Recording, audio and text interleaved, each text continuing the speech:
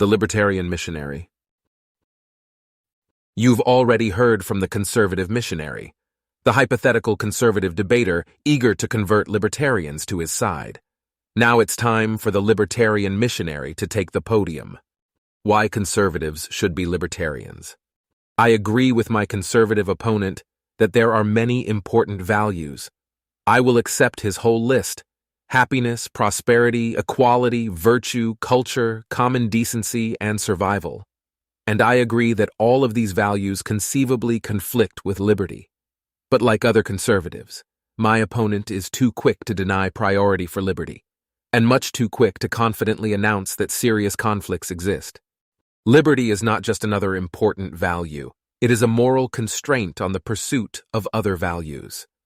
Consider the classic thought experiment where 5 people require organ transplants to survive. Almost everyone grants that it would be wrong for a doctor to murder a stranger to save his patients' lives. It might be noble for the stranger to volunteer, but taking his organs without his consent is wrong, even if it leads to a better overall outcome. The standard response to this experiment is to raise the stakes.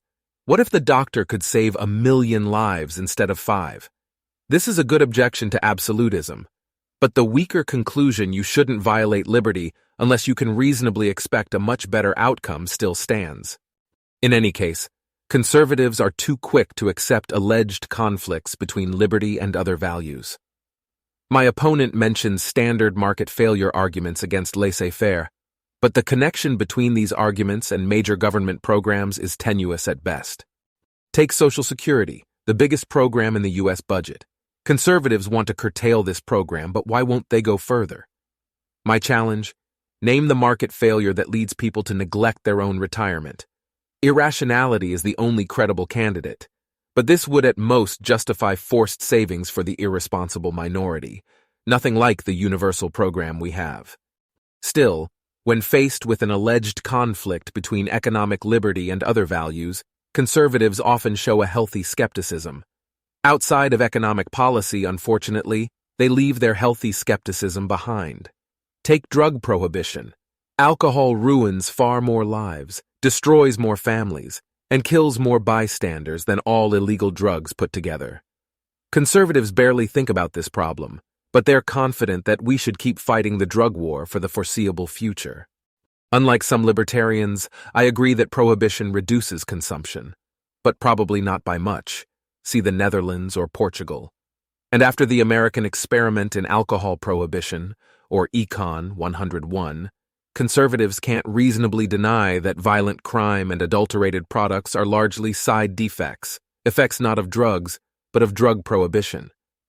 Liberty will save lives, and when it does, conservatives should support it even if it isn't popular. Conservative opposition to immigration is even more disturbing. Immigration promotes almost every value my opponent mentions, especially for the low-skilled workers he wants to exclude. Life in the third world ranges from hard to hellish. Just letting an immigrant move here to work at Walmart spreads happiness, prosperity, equality, common decency, and yes, survival. The economically illiterate assume, of course, that immigrants' gains come at the expense of the native population. But conservatives know better. International trade enriches the people of both countries, even if they're trading labor. Yes, some American subgroups lose.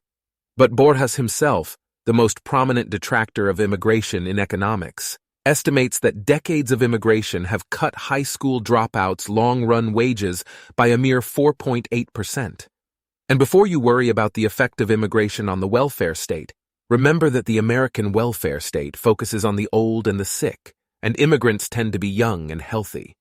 I know I'm not going to convince conservatives to join me in calling for open borders, but it's crazy to call open borders crazy. The U.S. had virtually open borders for over a century, and it was a tremendous success. Mass migration didn't kill the goose that lay the golden eggs. Instead, the golden geese multiplied like rabbits. It's possible that immigrants will vote to destroy the system that attracted them, but unlikely. Immigrants come here because they prefer life here to life at home. It wouldn't take a marketing genius to win them over to the cause of American liberty. Finally, let's turn to foreign policy. I don't know whether respecting the rights of innocence conflicts with our survival. Neither do you. The war on terror might deter future attacks by putting the fear of God into our enemies. It might inspire future attacks by enraging otherwise harmless people who see their families die by American hands. It could go either way. This isn't wishful thinking, it's honest ignorance. If you disagree, I will bet you, but since you claim knowledge and I claim ignorance, I want odds. And honest ignorance isn't worth killing for, especially when the victims are innocents. Conservatives' greatest strength is their skepticism of government, but they aren't nearly skeptical enough. When government solves dubious problems by dubious means, abolition, not moderation, is the sober solution. And the burden of proof shouldn't fall on those who oppose the status quo, but on those who deprive their fellow human beings of their liberty. July 19, 2010.